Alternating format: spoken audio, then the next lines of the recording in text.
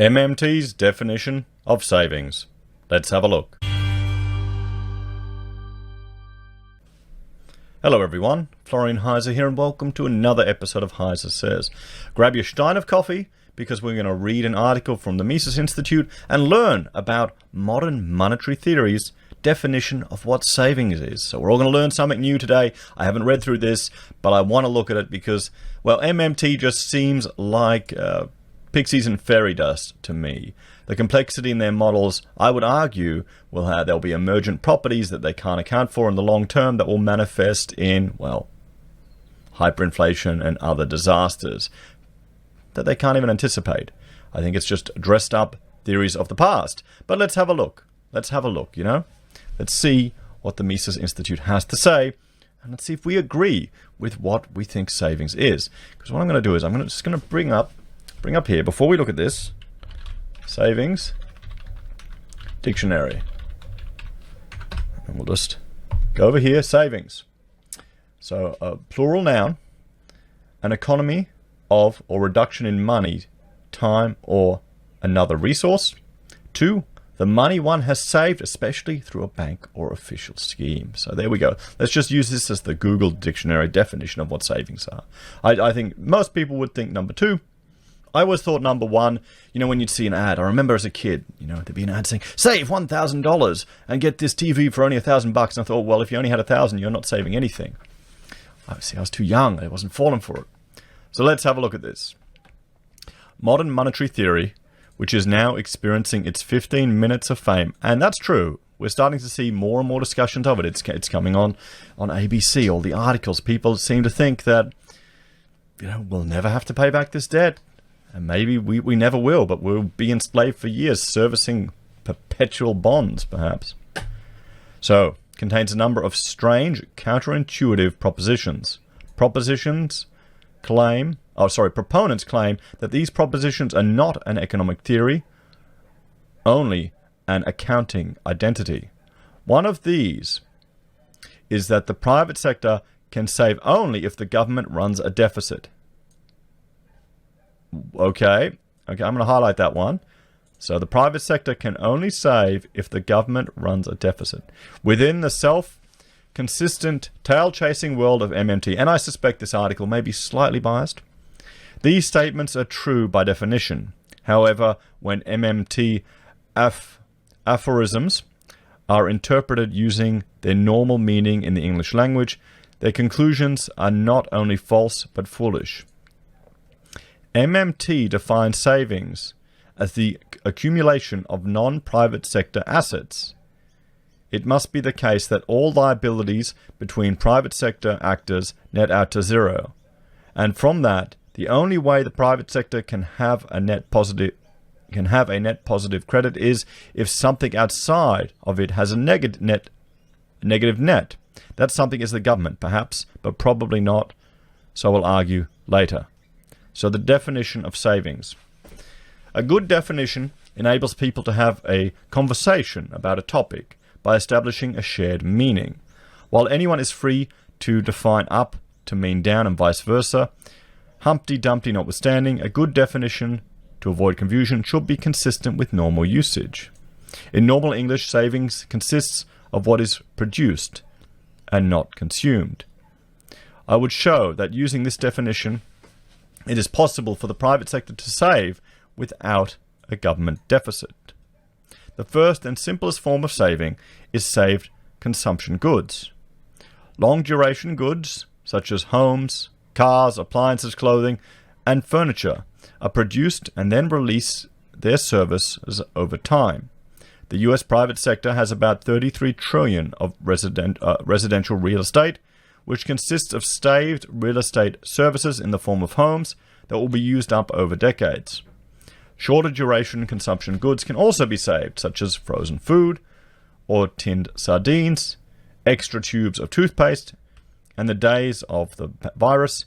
We must not underestimate the importance of saved toilet paper. Businesses also have saved inventories of consumption goods which they plan to sell in the near future. I mean, I still don't get the toilet paper thing. I'm assuming that the diarrhea is a symptom of this illness, but the role of saved capital goods. The second and most important form of saving is saved capital goods. These are productive assets which, in the exact same way as saved consumer goods, have been produced but not consumed. We'll highlight that. According to the Fed, the United States has 56 trillion of saved capital goods. Some of that might be owned by government, but even a fraction of the value held in private hands is an enormous amount. The importance of capital goods is that they are needed in order to produce consumption goods. Labor productivity depends on the amount of capital that workers have, which drives real wages. The gradual increase in our standards of living over the centuries is attributed to the quantity and quality of saved capital goods. So, even the Robinson Crusoe, stranded on an island, may save consumption goods, such as caught and dried fish, harvested and stored coconuts and tubers. Crusoe may also save capital goods, such as a fishing rod, a net, or a ladder to harvest coconuts from the tree by creating them faster than they wear out. So here's the issue, guys. We're in a completely, are we in a saverless world? We looked at a previous article where people were being punished, where a woman, a single mother who had put money aside as an emergency fund just to have a buffer to reduce her stress, was being punished for being diligent. Do people save? Do people save? Why save when you can afterpay, when you can credit, when you can live debt? Savings and cash balances. Another common usage of the term savings is cash balances. While MMT correctly points out that one person's spending is another's income and therefore nets out to zero, the private sector cannot accumulate a net cash balance unless there are money flows in and out of it. In a gold monetary system, the private sector could accumulate cash through mining, but assuming for the moment that there are no cash flows between the private and government sector and no money creation, the private sector cannot net accumulate cash. However, the private sector can increase its real cash balance through lower prices. This happens when the public preference for cash relative to goods changes in the cash direction. So the problem with the MMT definition of savings. At this point, we can see the main problem with MMT's definition of savings as net government debt. Assets can be divided into two broad categories, debt and equity. Equity being what you own and debt being what is owed. Every debt has two sides, the creditor for whom it is an asset and the debtor for whom it is a liability. Net debt must balance to zero if you include both sides in your aggregate.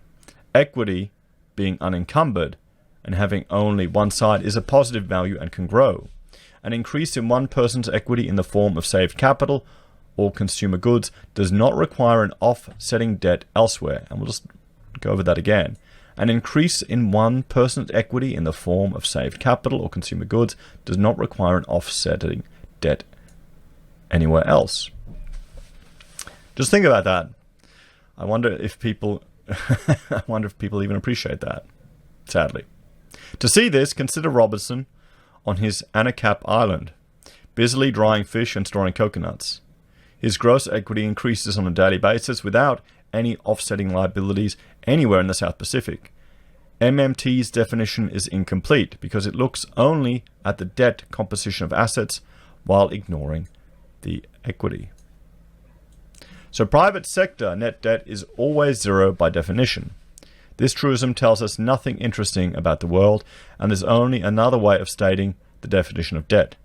Private sector gross assets in the form of saved capital and consumer goods are the foundation of our economic well-being and are therefore quite important. Net assets in the form of external debts to foreign countries are not uninteresting for some purposes, but must be paid for out of either current or future production, which depends on the gross savings. Now I will return to the issue of whether the private sector's net position in the government debt market is truly an asset. Government debt could in theory be paid by selling government assets, and in some cases they have done so.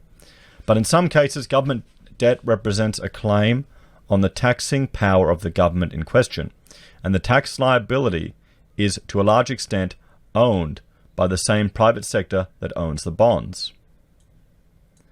Every increase in government debt imposes a future tax liability of the same amount on the same private sector.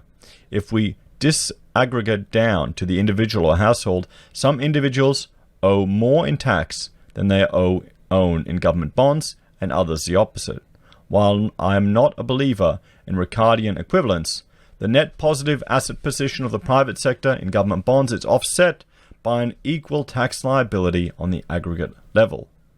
Many parts of MMT depend on the issue of debt also being the monetary sovereign, the body that can create money out of nothing. It should be noted that this particular issue does not apply only to the issue of government money. As long as the definition of the private sector excludes all government of any level who borrow in the bond market, the same accounting identity applies. State and municipal governments could create MMT savings by borrowing. MMT might dispute my point about sovereign debt imposing a tax liability on the private sector on the grounds that the monetary system can print and spend money into existence for free, i.e. without imposing any cost on the rest of society. I will not address this point here, but Robert Murphy has elsewhere, and we might look at that in another video. Capital goods and consumer goods can be accumulated without any requirement in an accounting sense for obligations between the government and the private sector. If the government has no debt, it would enable the private sector to accumulate even more savings because it would be freed from the tax liability. You can define the word savings to mean anything you like or you want. MMT savings, defined as net government debt holdings, enables the MMT tautology that the private sector cannot save without government running a deficit. However, this does not tell us anything useful. If anything, MMT savings should be discouraged because the government drains resources from the domestic domain of economic calculation and private property to socialism and government control. The focus should be on economic policies that enable private individuals and businesses to accumulate gross savings in order to improve our well-being. So, what do you think of the MMT definition of savings? I think the final point here made by the author, made by Robert, the final point here is the, most important takeaway here. The focus should be on economic policies that enable private individuals and business firms to accumulate gross savings in order to improve our well-being, and not MMT, which drains resources from the domain of economic calculation and private property to socialism and government control. Let me know your thoughts and opinions on this in the comments below, everyone. And I think we'll go through a few other articles and just takes on MMT, because it is getting, it's getting much more time in the news on mainstream media here in Australia than alternative arguments. As always, thanks for watching. Please like, share, and subscribe to the channel. If you're a fan and want to support my content, there are a few ways you can.